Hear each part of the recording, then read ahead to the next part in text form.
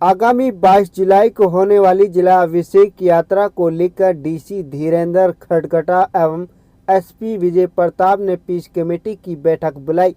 Peace committee की बैठक में दोनों समुदाय के गणमान्य लोगों ने एक सुर में कहा कि इस बार पूरे आपसी तालमेल के साथ जल अभिषेक यात्रा के दौरान किसी प्रकार की कोई हरकत नहीं होगी, बल्कि यात्रा का स्वागत भी किया जाएगा। दोनों समुदाय के मौजूद लोगों की बैठक के बाद जिला प्रशासन ने कुछ राहत की सांस ली। पत्रकारों से बातचीत के दौरान पुलिस अधीक्षक विजय प्रताप ने कहा कि इस बार होने वाली जिला अभिषेक यात्रा में सुरक्षा के पुख्ता इंतजाम होंगे। जगह जगह बैरिकेडिंग की जाएगी, ड्रोन कैमरे से भी पूरी निगरानी रखी जाएगी। इसके अलावा पर्याप्त जवानों की तैनाती यात्रा के दौरान की जाएगी। सबसे खास बात तो ये है कि इस बार जिला अभिषेक यात्रा के दौरान डीजे या किसी भी प्रकार के हथियार लाने पर पूरी तरह से पाबंदी रहेगी। इसके बाद बैठक में जिले में लगातार बढ़ रहे नशे को लेकर कंट्रोल करने तथा नशा तस्करों पर लगाम लगाने की भी विस्तार पूर्वक चर्चा की गई।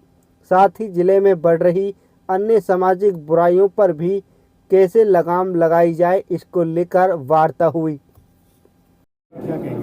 देखिए, हमारा पीस कमेटी मेवात ज़िले की एक पहचान है और इस पीस कमेटी को केवल लॉ एंड ऑर्डर के लिए नहीं बल्कि डेवलपमेंट के लिए, एक्टिविटीज़ के लिए भी हम इस्तेमाल करना चाहते हैं। बहुत सारे कुरीतियाँ हैं समाज के अंदर जिसको कि हम लड़ना चाहेंगे। एसपी साहब की तरफ से और जिला प्रशासन की तरफ से एक मुहिम चालू की गई है जिसमें ड्रग्स फ्री हरियाणा बनाना है और माननीय मुख्यमंत्री जी और प्रधानमंत्री जी की तरफ से भी जो विज़न है उसको हम आगे बढ़ाना चाहते हैं। तो इसी के अंतर्गत हमने विभिन्न तरह के मुद्दे यहाँ पर डिस्कस किए, उनके सामने रखा। महीने में एक बार पीस कमेटी की मीटिंग कंपलसरी कर दी गई है और वहाँ पर हर तरह के मुद्दे यहाँ पर डिस्कस किए जाएंगे और उसको कैसे समाधान किया जा सके उस पर भी विचार किया जाएगा। देखिए, शोभा यात्रा मनाया जाता है सावन के पहले सोमवार पे, तो अभी तक हमारे पास वैसे तो कोई नहीं है, लेकिन फिर भी जो हम, क्योंकि ये सालाना चीज़ है, इसको हमने पहले से तैयारियां की हुई हैं और इसमें प्रशासन ने सभी जो स्टेक होल्डर्स हैं उनके साथ किए हैं ताकि कोई भी इस तरह की जो पिछले साल हुआ वो घटित ना हो और उसको एहतियातन तौर पे हम सभी स्टेक होल्डर्स से बातें कर रहे हैं। पिछले साल के 2 प्रोग्राम रहे शोभा यात्रा से संबंधित, पहला सोमवार और लास्ट सोमवार को। तो हमने जो व्यवस्था लास्ट सोमवार को करी थी जिसमें शोभा यात्री निकाली गई थी, तो उसी से प्रेरित होकर हमने उचित प्रबंध, जो कहाँ नाकाबंदी होनी है, कहाँ फोर्स रहेगी, कैसे रहेगी, किस प्रकार से उसको एक्ट करना है, वो सब तमाम तैयारियां हमने पूर्ण कर ली है और उम्मीद है कि ये शोभा यात्रा बड़ी शांतिपूर्वक रहेगी। सर, सोशल मीडिया का जिक्र हुआ, हथियारों की बात हुई, डीजे को लेकर के बात हुई, इन सब चीज़ों पर पाबंदी रहेगी और दूसरा ड्रोन वगैरह से भी कोई निगरानी होगी? हाँ, बिल्कुल।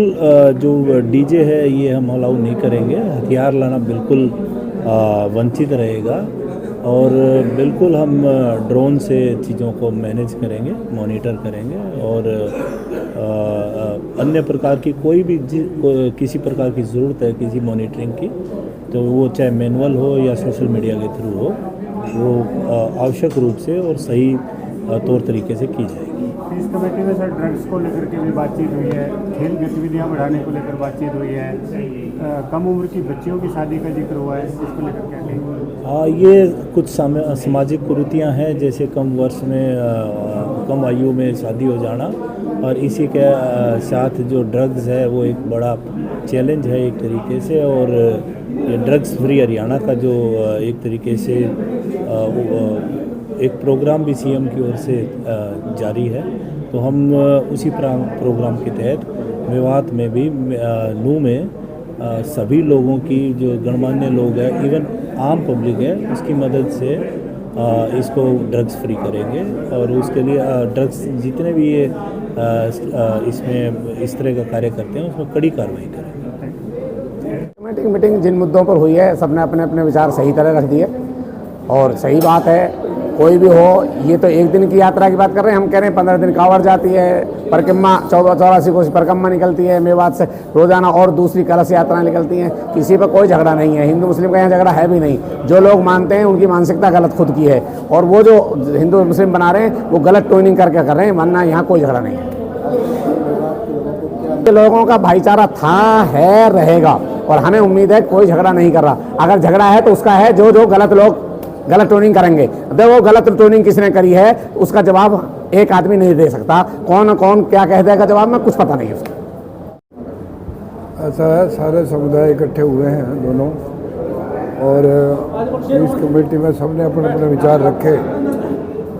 वो जो पिछले साल घटना घटी है वो किसी कारण से घटी थी, इस बार कोई ऐसा कारण नहीं है, और पूर्ण विश्वास है कि ये जो जल अभिषेक यात्रा आ रही है ये निर्विघ्न होगी, कोई फसाद नहीं होगा, कोई झगड़ा नहीं होगा, और सारा समुदाय मिलके, जो हम पीस कमेटी के भी और पीस कमेटी के अलावा हमारे जो मिलने जुलने वाले हैं, हमने भी एक कमेटी शहर की भी बनाई है 31 आदमियों की।